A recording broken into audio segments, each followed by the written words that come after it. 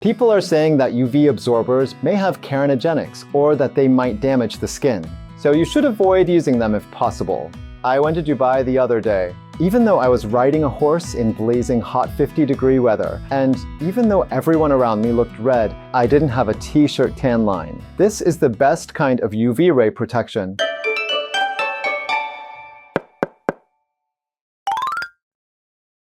Hello everyone. Welcome to Dr. Nagumo's Life Diet channel. The days are gradually getting longer, so you might be thinking sunburn is scary or I have to protect against UV rays. In this video, I'll introduce the best ways to protecting yourself against UV rays. Best UV ray protection. Let's take a plant for example. If it doesn't get sunlight, it withers and dies like this. Plants undergo photosynthesis and create energy thanks to sunlight. Do you know why plant leaves are green? Sunlight is often shown with the 7 colors of the rainbow, but it contains light rays across a varied spectrum. The chlorophyll in plants is called chloroplast. Chloroplasts absorb pigments like red and blue. Because of this, green is mainly seen by our eyes, as it is not absorbed and reflects off the leaf surface. This is why leaves look green to us. Now, in autumn, leaves gradually change color. These autumn leaves look yellow or red. The yellow is actually a pigment called carotenoid. With the cold weather in autumn, the metabolism of plants starts to decline. So the chlorophyll is all drawn into the main body of the plant and converted to nutrition. And carotenoid, the natural yellow pigment, is all that remains. The green and blue pigment colors on the surface of the leaves get absorbed by carotenoid, and yellow is reflected back. So it looks to us like the leaves change to yellow. On the other hand, maple trees and red maple leaves are pure red. These are autumn leaves. After chlorophyll is absorbed, a pigment color called anthocyanin is created. This light-absorbing pigment mainly absorbs blue and green, so red light rays are reflected and seen by our eyes. This is why the leaves look red to us.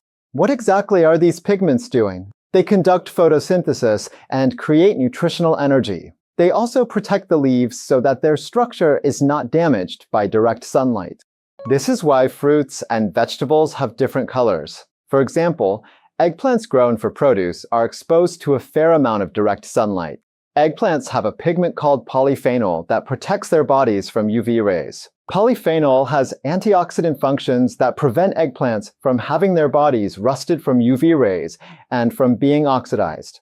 It also has wound healing functions for healing damage and antibacterial functions for preventing bacteria from entering. Pigments contained in vegetables like eggplants, including anthocyanin and lycopene, enable vegetables to protect themselves and undergo metabolism. Animals always need light too.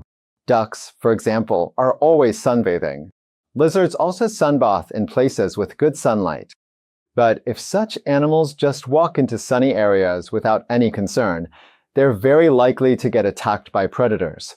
Regardless, one reason animals sunbath is to maintain their body temperature. They're cold-blooded animals, so if they're in the shade too long, their body temp lowers, which also lowers their metabolism. So they maintain their body temperature like this. Even if they use energy in their bodies and their body temp doesn't rise, their body temp is maintained by sunlight, which saves energy. This also exterminates pathogens on their body's surface, such as mites and bacteria. Furthermore, vitamin D is produced on the surface of the skin. For all kinds of living things, vitamin D is needed to revitalize cells. Sunbathing is to produce vitamin D. Insects also need sunlight, but insects have various color pigments on their bodies to prevent them from getting damaged by UV rays from direct sunlight. These include the 3 pigment colors, melanin, pteridine, and omichrome. For example, dragonflies aren't red yet during the summer. They have a yellowish color, but when autumn arrives, they gradually become red. This color is the pigment omichrome I mentioned before. It has a red color. Why does this pigment make a dragonfly's body red? Active oxygen is created in their bodies through long exposure to UV rays, leading to oxidant stress. This pigment reduces oxidant stress. This is one way to protect against UV rays, one that is unique to insects. Squids are sometimes white, and they turn red when attacked by predators. The spots on their skin are always changing color. The source of this color is the same as with insects, the pigment omichrome in squids' elastic sacs. It's used to intimidate predators and to protect themselves from oxidant stress in their own bodies. Salmon are also abundant in fall, and they change to a red color. Take a look inside their body to find their flesh turned bright red, referred to as salmon pink. But farm-raised salmon have a white color. What exactly caused this red-pink salmon color? It comes from shrimp, which salmon often eat. Salmon eat small shrimp called krill, and their bodies turn red from the pigment astaxanthin in the krill. Salmon are highly nutritious and ingest a lot of krill, turning the inside of their bodies bright red. So they turn their bodies red to show their good health by overpowering predators heading for nearby salmon and luring salmon of the opposite sex. Astaxanthin has another function. So salmon exert a lot of energy moving upstream a river, right?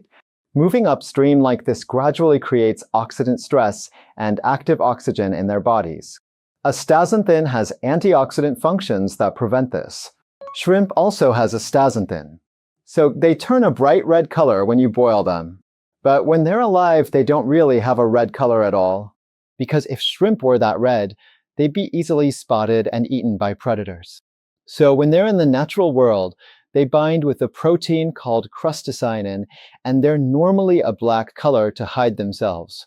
But shrimp also have large quantities of astaxanthin, which has antioxidant functions. When shrimp are boiled, the astaxanthin is separated from the proteins, creating a bright red color. Astaxanthin protects shrimp's bodies from oxidant stress. How effective are the antioxidant properties of astaxanthin? It has 10 times the effect of beta-carotene in carrots. And it is 800 times more effective than coenzyme Q10, which many people take. It is 1,000 times more effective than vitamin E, and a whopping 6,000 times more effective than vitamin C. So there are many people who say that they take vitamin C or vitamin E to prevent sunburn. But even if you don't take these vitamins, if you get enough astaxanthin, found in shrimp and salmon, your body will have excellent antioxidant functions. Spring will be arriving soon. You'll see red mites appearing on the concrete of your apartment's veranda. Smush them and they dye the area red, making you feel gross and like maybe they sucked your blood. But that red color isn't actually your blood. These mites are called Bolostium murorum. They don't suck blood and instead eat pollen. The astaxanthin contained in the pollen is taken in their body, turning them a red color. Why do these mites have astaxanthin? When they're exposed to direct sunlight on the concrete surface temperature sometimes gets as high as 40 or 50 degrees. The mites are directly exposed to UV rays, causing lots of oxidant stress in their bodies. This oxidant stress is neutralized through antioxidant functions, which is why they have astaxanthin. Living creatures protect their bodies from UV rays like this. It's a form of UV ray protection. Now, how do humans protect ourselves from UV rays? More than the UV ray protective substances in our body, we tend to rely on sunscreen. There are two kinds of sunscreen. One is non-chemical and mainly consists of metal. Old-sleeve face powders, including titanium oxide and zinc oxide. You can see the pure white result from Baka Tono, a character played by comedian Ken Shimura. So you apply the sunscreen to your face like this, and these areas become pure white. You think it looks too white, and then try rubbing and spreading it out. But if this whiteness disappears, the sunscreen becomes far less effective. So if you're going to apply scattering agents like titanium oxide or zinc oxide, you might as well swim in the pool completely white. One characteristic of this is that it is extremely safe. But many people don't want their face or skin to become white, so they use organic compounds called absorbents or chemical types. These don't reflect light. When exposed to light, they prevent sunburn by changing that light to infrared rays or heat through chemical processes. This is why they're called chemicals. These types won't turn your skin white no matter how much is applied, and they blend easily with your skin. This is why people usually apply them to their face, skin, and their children's bodies when they go out for a bit. But these sunscreens have some problems.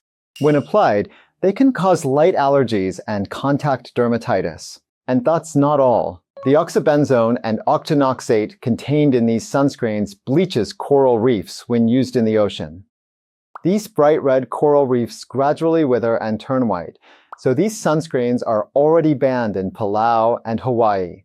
Japan's cosmetic companies are also under pressure to stop using them as much as possible. Also, these sunscreens are said to have carcinogens or damage the skin, so please avoid using UV absorbers as much as possible. But what about drinkable sunscreens? They're quite popular recently. In Latin America, a drinkable sunscreen called Fernblock and a drinkable sunscreen that uses natural medicine called Nutribolic Sun are both very popular. Among these, besides natural medicine vitamin C and vitamin E are thought to have good antioxidant effects. Flavonoids and carotenoids are polyphenol varieties that have antioxidant effects. Taking a combination of these is said to prevent sunburn, but the FDA has issued a warning. The United States Food and Drug Administration warns the scientific base for their UV protection effects is quite poor. Despite this, advertising that they prevent sunburn puts consumers at risk. Basically, even though there are no restrictions in Japan, would you really still want to use drinkable sunscreen? Recently, there is more demand to develop a safer natural sunscreen. In fact, an American professor discovered one. All fish, birds, and reptiles have a UV absorber called Gedusel. I just talked about chemical UV ray absorbers, but living creatures have these natural UV absorbents. In fact, they recently succeeded in inserting the gene for Gedusel in yeast organisms and cooking yeast to produce Gedusel. Applying it as sunscreen means you can prevent sunburns without the coral bleaching and carcinogens mentioned earlier. But apparently making it costs a lot of money. So recently MAs and mycosporine-like amino acids are in the spotlight. These were originally algae. Blue-green algae that floats on American lakes. You can harvest a lot of algae. It's eaten as a superfood in the US. Think of them as in the same group as chlorella and spirulina. Among these, it's now said that water-soluble amino acids and mycosporine-like amino acids can absorb UV rays. They also increase fibroblasts on the skin surface and stem cells that create skin. Also, they maintain your youthful appearance by promoting the secretion of hyaluronic acids and have antioxidant and anti-inflammatory effects. So they have been used recently in cosmetics to protect against UV rays. But hold on a moment. Are UV rays really all bad? As I said at the start of this video, animals expose themselves to sunlight despite UV rays to create vitamin D. But what happens when you get too enthusiastic about applying sunscreen on your bodies and wondering which sunscreen is better? According to Nature, the world's most trusted scientific magazine, several things happen when you use too much sunscreen. I'm sounding the alarm since people are overusing sunscreen, leading to various issues. For example, liver failure, kidney failure, malabsorption, depression, dementia, respiratory infections, myocardial infarctions, pregnancy toxemia, infertility, osteoporosis, collagen disease, and increased death rates from cancer. So why do Japanese people care so much about UV ray protection? It started around 40 years ago. A member of the Meteorological Agency on an Antarctic expedition discovered depletion in the ozone layer in the atmosphere directly above the Antarctic. The ozone layer reflects UV rays that reach the Earth, but the ozone layer was getting thinner. So harmful UV rays were directly reaching our bodies. This causes skin cancer and blemishes on our skin. So TV shows were sounding the alarm about avoiding UV ray exposure, leading to a white skin boom in Japan. But because people avoided UV rays, 98% of Japanese were not getting enough vitamin D. What happens if you're vitamin D deficient? Your death rate from cancer goes up by 1.7. Getting enough vitamins decreases the death rate from cancer by 0.58, as much as 42%. This is why, in 2019, I published a book stating the need for vitamin D exposure and the amazing powers of UV rays. But everyone said that they didn't want to expose themselves to UV rays. They didn't listen to my suggestions. But I was surprised. In the recently broadcast NHK program, Manual Show That Will Change Your Tomorrow, featured Hideki Nakajima, the meteorological agency employee who went on the Antarctic expedition and reported that the ozone layer was depleted. He was the one who said that UV ray exposure was dangerous and was considered a hero of that time. He of all people said that Japanese people are damaging their health through vitamin D deficiency. I caused a lot of suffering because I told people to avoid UV rays. And for that, I apologize. This was a story on NHK. It was brave of him. On top of that, he said sunlight exposure alone does not cause blemishes. Blemishes are formed when you are exposed to around 3 times more UV rays needed to make vitamin D. This means that blemishes are mainly caused by UV rays. These rays cause sunburns when you are exposed to direct sunlight in the blazing heat in the middle of summer. UV rays cause those burns. They gradually create melanin in the body, which causes a red sunburn at first. It eventually turns into a burn blister, similar to a fluid-filled blister, and after that blister peels off, secondary pigment blemishes appear. This means these are the bad UV rays. But what do you think? For example, when you usually walk outside wearing no makeup in the morning or evening, in early spring, autumn, or even midsummer, does your face form blisters and turn red? It doesn't, right? Those weaker UV rays are mainly UVA. As long as you're exposed to that type, blemishes don't form and your skin just turns brown. Why does the skin turn brown? The existing melanin, like the pigment spots on the surface of a squid, causes the omichrome pigment to spread when needed, changing the squid's skin to purple. Similar to that, the existing melanin on your skin spreads, making your skin look brown at a glance. This is immediate pigment darkening, and it is temporary. When you get a good night's sleep, the melatonin turns the dark areas of the skin white again. It doesn't cause the skin blemishes that you worry about. So when you usually walk outside, in short sleeves and short pants and without sunscreen, your skin will just brown a bit with exposure to the sun. Melanin does not cause blemishes. It protects you from UV ray damage. Human evolution. Humans have evolved so far to coexist with UV rays. For example, Northern Europeans have white skin and blonde hair. Some of them are thin. This is because they evolved to raise vitamin D levels in their blood with just small amounts of UV rays. On the other hand, people in the Southern Hemisphere are more resistant to sunlight and are born with darker skin. This is because they have a lot of melanin on the surface of their skins, so that harmful UV rays do not enter their body, even with exposure to direct sunlight. So what should you do to avoid sunburns and blemishes? When you walk outside from early spring, make your skin brown by exposing your skin surface to moderate UV rays. This is called pre-baking. Doing this will prevent blemishes and sunburn in the hot temperatures of midsummer.